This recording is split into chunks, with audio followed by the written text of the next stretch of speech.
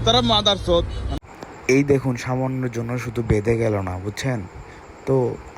আমি আর আমার বন্ধু বের হয়েছিলাম একটু শেরপুরে ঘোরাঘুরি করার জন্য, আর একটু বন্ধুদের সাথে একটু আড্ডা দেখা দেখা করার জন্য।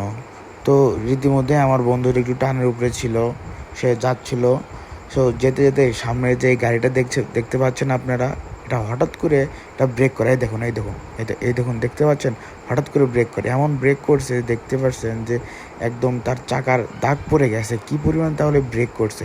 আর ওই যে সামনে যে একটা করতো বাস দেখতেছেন না, সাদা কালার বাস, ওই বাসটা এই ট্রাকটার সামনে চলে আসে, যার ফলে সে ব্রেক করে। তো রীতিমধ্যে আমরা তো অনেক রেগে গেছিলাম। তো তাকে একটু বকা ঝকার মতন করে বললাম যে কোথায় কি গাড়ি চালায় না চালায় তার কোনো ঠিক ঠিকানা নাই।